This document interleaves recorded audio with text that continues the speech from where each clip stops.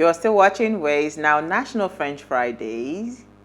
On July 13 recognizes a staple food on menus across the country or across the world. It comes in so many different cuts and styles, and there's a favorite for everyone to enjoy. French fries, also known as chips, fries, fingered chips, or finger fried potatoes, are batons of deep fried potatoes. No matter what we call them, they are common fixtures at fast food restaurants and are loved by all ages. A wide selection of condiments such as ketchup, ranch dressing, vinegar, mayonnaise, honey mustard, cheese, and many more complements French fries.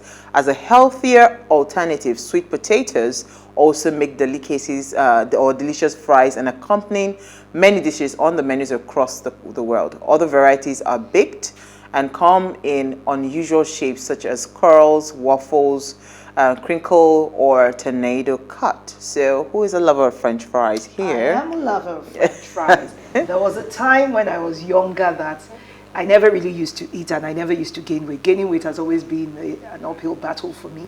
But they now found out that I really loved fries and that I also loved amala. So what they used to do, we had an uncle that was based in Jos at the time. So he used to send sacks of potatoes for me, so that at least there's always potato chips in the house and amala. That was my menu. So when I was pregnant with my first son,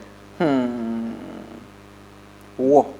My sister would peel a big bowl of potatoes. Yeah. The Irish potatoes. Irish potatoes. And I don't like the fries. The ones in the bags. No, I hate it. The taste is different. No, not the real potato. Fresh. Naim be the fries from my own dictionary. Yes. So she will fry like a big, I'm not exaggerating, like a big bowl.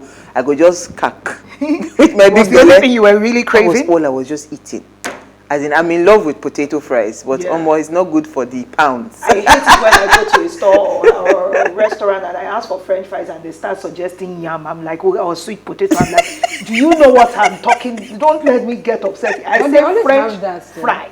Huh? They always do. They don't always do. Certain places don't. Maybe the fast food restaurants that do the chicken and chips most times will have it, but other people will be telling you, suggesting alternatives, telling you healthier options, as if I told them I want to be.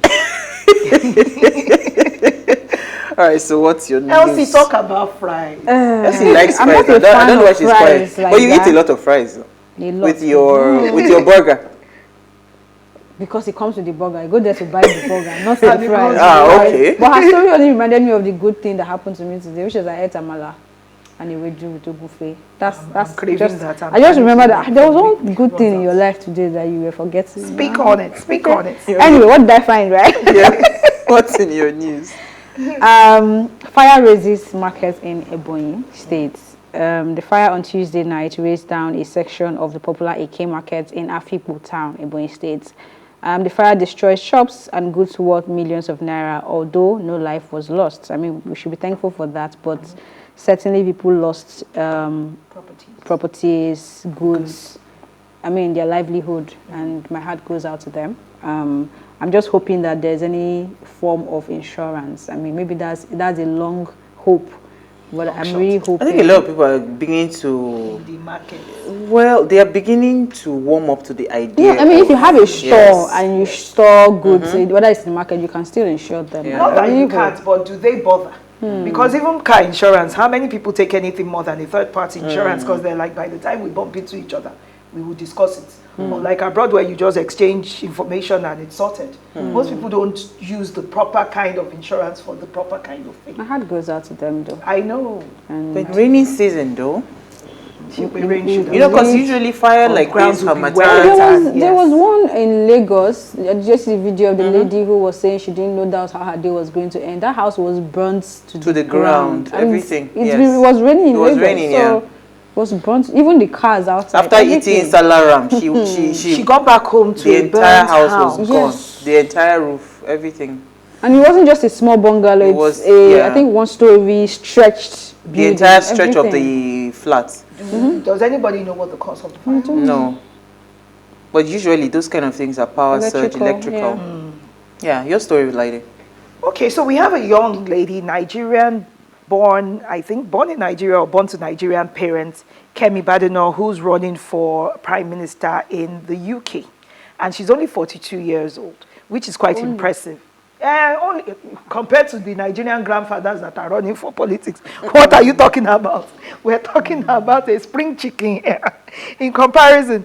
So former British Equalities Minister Kemi Badenoch, I hope I'm pronouncing the surname correctly, has launched a bid to become the next Prime Minister of the United Kingdom and the leader of Conservative Party, a declaration that has continued to attract public endorsements. But the reason why I mentioned it today was that I saw a video on social media where she was speaking about, they know that she's of Nigerian descent and that the reason why she chose to run in a place like the UK is because she couldn't run she sent a bit of a stray bullet in our direction, that she couldn't run in a place like Nigeria where politicians tend to want to use the funds of the public funds as their personal piggy bank, was what she said. And that they just keep polluting air, polluting every kind of notion when it comes to politics, not thinking about the people that they say they're going to serve, which goes to the topic that we're having today about sensitivity of our leaders. And then again, when she said that, I now remembered yesterday that I had seen that the sitting governor of Imo State, Hope Uzodinma, You tied the whole thing together. I tied it. I hope they tie it together because somebody has to see that wristwatch that looks like a bit of the base of a Eiffel Tower. Our dear sitting governor was wearing a wristwatch worth $781,000, $140.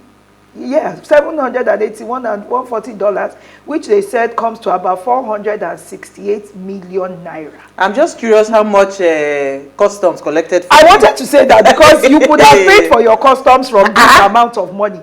But the question I have to ask is whether or not they can justify that they had funds, personal funds, before they came into government. When you are in a public forum and on a public seat like that, it is insensitive for you to wear a whole state's allocation as a wristwatch. And because they focused on it today, he will change the one he will wear tomorrow. Because we've seen people that have called the media people into their house and shown them the array of wristwatches and cars and everything like that. You see, that's the sad part insensitivity. About this insensitivity we're talking about. The people that I'm just buying a laptop bag and a waist pouch, you're telling me to pay 200,000. These kinds of people that import, what's it called, expensive exotic cars, exotic, you don't build them. You don't build them, and you don't even investigate them. I was mentioning a lady that her husband is so highly placed in Nigeria right now. I mean, if anything were to happen, he could eventually become a president. And she had an outfit that was worth $10,000 from head to toe. And someone was accosting me somewhere because I had put it up on social media that when you people keep claiming that you cannot meet up the requirements for minimum wage, and the members of your family are being so insensitive, was what I said. I don't care whether it was your trust fund that you spent or money from your family, but it's insensitive to display this array of wealth in a country where people are barely eating. You can't even live under $1 anymore. $1 a day. And I'm not saying that you are responsible for them, but if you're a member of the public office or related to them, sensitivity matters. It's very important. Matters. On that note, let me take my story because this was really sad. But I said there's poverty in the land. So a young man was in South Africa. Actually, he was he wanted to go into a challenge. Right, the challenge was to gulp or a 35%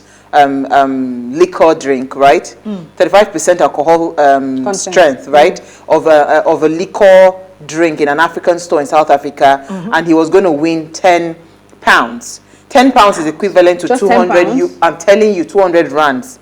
Now this man, he gulped this entire spirit drink that is 35%, only for him to slump.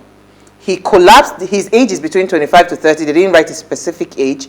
He slumped, and they rushed him to the hospital. Upon getting to the hospital, he was pronounced dead. Alcohol poisoning. Like, I don't understand his body how you think a 35% bottle. See the cocktail I took yesterday. That was for different people now. Exactly. I mean, something like I can barely tolerate alcohol in whatever quantity. The people that are sitting there drinking 12 bottles of beer and then getting up and not staggering, He alcohol poisoning. His body couldn't take it, and he Kai, probably it's wouldn't have so sad. because it never tested And itself now that way. he was pronounced dead. This is really sad, honestly. I Based thought to on mention the this. bet, Be careful with your choices. Elsie, say something. What's up? Imagine they were giving me £10,000 and I died for it. No problem. My family will take the money. But £10. 10. What Shapa would call? I mean, there's really so the thing is not limited to Nigeria. The poverty is everywhere. Let's take a break. When we come back from the break, we want to talk about leadership sensitivity. Stay with us. We'll be right back.